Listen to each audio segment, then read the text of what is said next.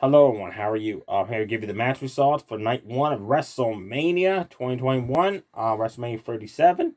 I apologize due to work. I missed the first two matches. Um, so I was able to finally find the Tyson Turmoil match to watch. So I apologize. However, I cannot tell you what I think of Drew McIntyre, Bob Lashley, because I was yet to see that match. I'm going to talk about the SmackDown matches first. Tag Team Turmoil, actually, it's a inter-branded matchup. Let's talk about that. The first two teams in it was Billy King, Kamala. They were just at it all of a sudden. I didn't even know they were in the match until they came out. They started off against Naomi and Lana. Oh boy, it was bad. The only cool part was the running bulldog Lana did on Kamala. That was impressive. Naomi does those awful kicks. She does. Ugh. She messed up on one move, like always. She went to do a move, she messed up, so she had to reposition herself. Um, Lana drove her knees into Kamala's back. That was pretty cool. Billy Kay pinned Naomi, so then eliminated them. So next out was the Riot Squad. After a couple double team moves, they eliminated Billy Kay. Next out was Mandy Rose, Dana Brooke. And they had some weird attires on. It was like bright pink, sunglasses on, long blonde hair going on. What they've been wearing lately in the ring come out in the matches to now is kind of threw me off. I was like, well, okay, are these even the same people? Mandy Rose slipped coming out to the ring. Dana Brooke had a nice cartwheel spinning neck breaker. That was pretty cool. On Ruby Riott. The Y Squad hit two back-to-back Riot kicks, the version of the Riot kicks onto Mandy Rose, and just won the match, but Dana Brooke made the save. A lot of cool double team moves, which I liked. Eventually, Mandy Rose and Dana Brooke was eliminated by the Riot Squad. So the final team out was Natalya and Tamina Snuka. Tamina quickly almost got a free count. No, I'm sorry, Liv Morgan quickly almost got a free count on Natalya. As soon as Natalya got in the ring, then Morgan rolled up, almost won the match. That was cool. They double team combo Tamina Snuka a few times, who kicked out of all the double team moves they did on her. Finally, Natalya got tagged in the match. She went to put on the sharpshooter on Ruby Riott. She stopped.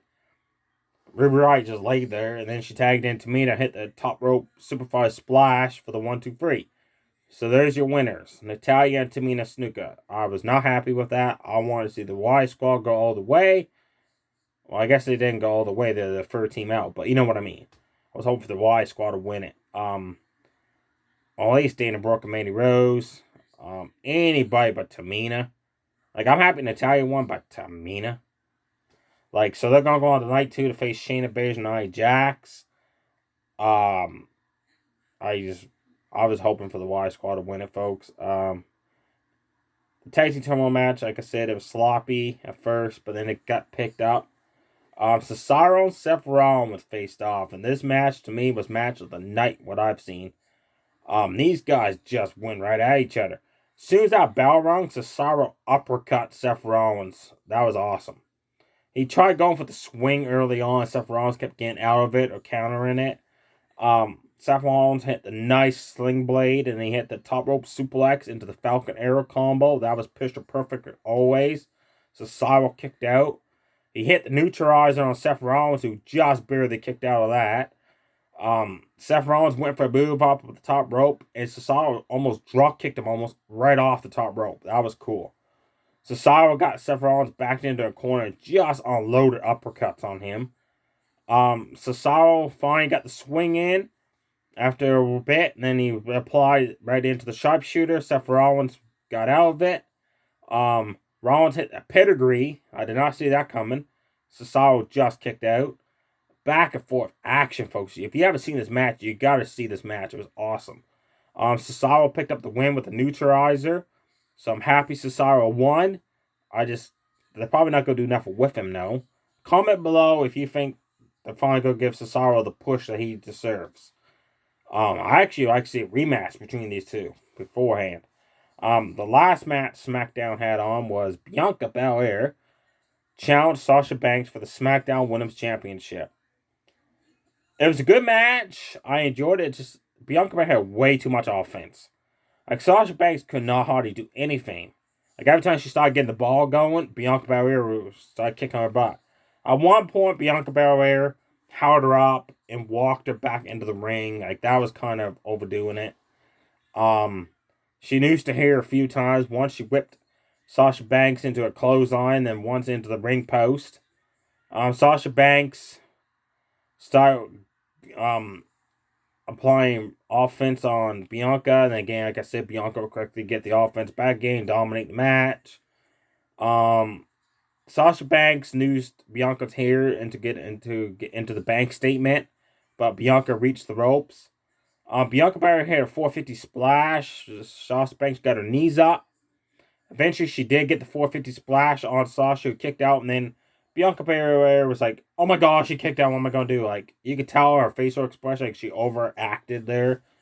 Bianca Belair won the match with the KOD driver, so there's your new SmackDown Women's Champion, folks. I knew they were going to give it to Bianca Belair, but to me, I don't think she's ready for it yet. Now on to the Raw matchups. Bad Bunny and Damian Priest versus The Miz and John Morrison.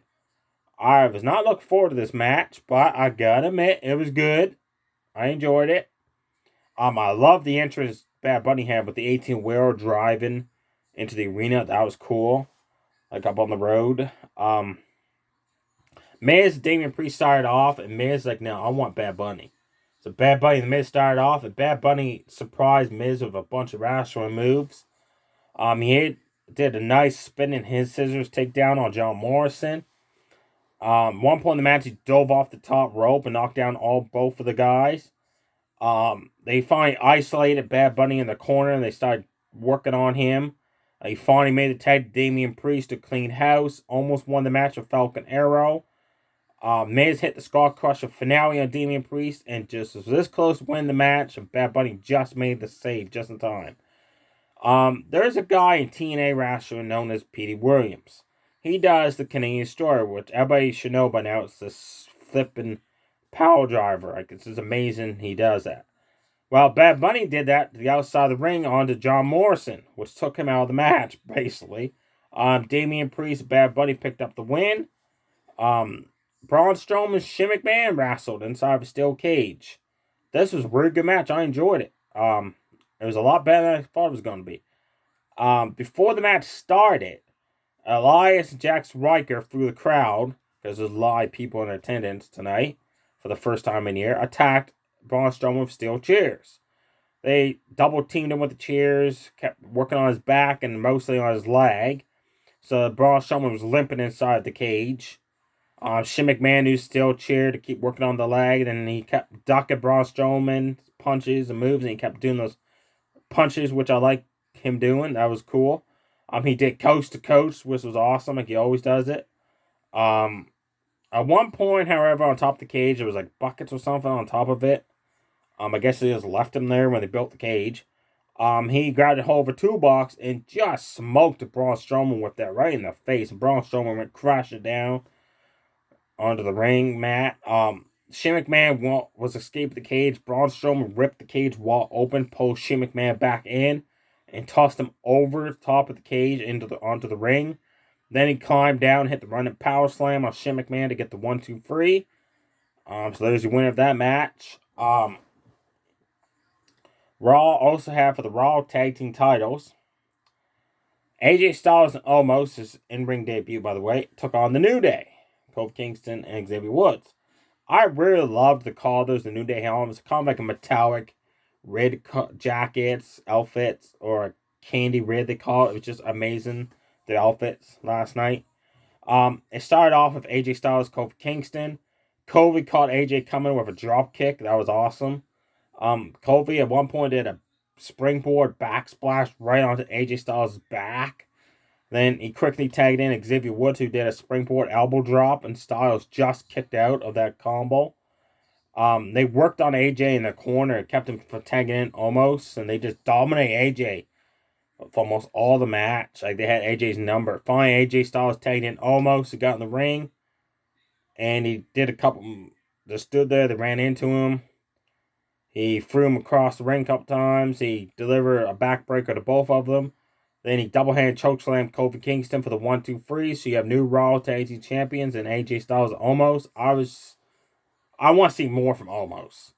Like, what he did was okay, but it was nothing like spectacular.